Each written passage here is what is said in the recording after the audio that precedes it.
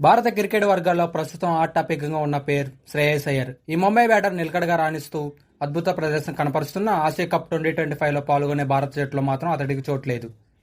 15 మంది సభ్యులతో కూడిన ఈ టీంలో అతడికి స్థానం ఇవ్వలేకపోయామని, అతడు ఇంకొన్నాళ్ళు వేచి ఉండాల్సిందేనని చీఫ్ సెలెక్టర్ అజిత్ అగాకర్ కుండబద్దలు కొట్టేశాడు. ఈ నేపథ్యంలో సెలెక్టర్లు, మేనేజ్మెంట్ తీరుపై మాజీ క్రికెట్లో ఆగ్రహం వ్యక్తం చేస్తున్నారు. శ్రేయస్ వంటి అద్భుత నైపుణ్యాన్ని ఆటగాడిని పక్కన పెట్టడం సరికాదని విమర్శిస్తున్నారు. అయితే అభిమానులు మాత్రం ఈ విషయంపై శ్రేయస్ అయ్యర్ రియాక్షన్ కోసం ఎదురు చూస్తున్నారు.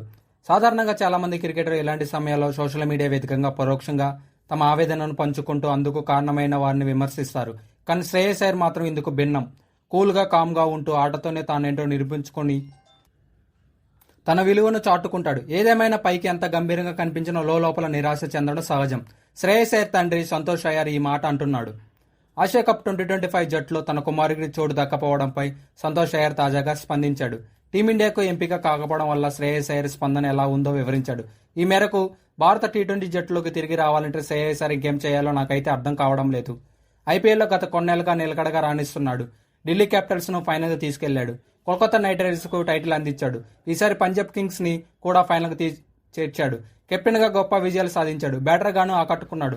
నా కుమారుని టీమిండియా సారథిని చేయమని నేను అడగడం లేదు. కనీసం జట్టులో చోటైనా ఇవ్వాలి కదా. భారత జట్టులో కూడా చోటు కోల్పోయినప్పుడు కూడా తన ముఖంలో ఎవరి వాళ్ళ పట్ల ఎలాంటి తిరస్కార భావం కనిపించదు. ఇదంతా నా రాత, దీనికి నువ్వేం చేయగలవు, ఇప్పుడు మనమేం చేయలేం అంటాడు. ఎప్పటిలాగే ఇప్పుడు అలాగే అన్నాడు. కూల్గా, కామ్గా ఉంటాడు. ఎవరిని నిందించడు. కానీ లోపల జట్టుకి ఎంపిక కాలేకపోయానని బాధ వాడిని వెంటాడుతూనే ఉంటుంది. కానీ సంతోష్ అయ్యర్ టైమ్స్ ఆఫ్ ఇండియాలో పేర్కొన్నారు. కాగా శ్రేయస్ అయ్యర్ చివరిగా టీమిండియా తరపున ఐసీసీ ఛాంపియన్ ట్రోఫీ 2025 ఆడాడు. ఈ వన్డే టోర్నీలో భారత్ను విజేతగా నిలపడంలో కీలక పాత్ర పోషించాడు. 249 పరుగులు రాణించే భారత్ తరపున టాప్ రన్ స్కోరర్గా నిలిచాడు. ఇంకా ఐపీఎల్ 2025లో పంజాబ్కు ఆడిన శ్రేయస్ అయ్యర్ 600 పరుగులతో సత్తా చాటాడు. చూశారు కదా ఫ్రెండ్స్, శ్రేయస్ అయ్యర్ గురించి మీ మాటల్లో ఒక మాటలో చెప్పండి.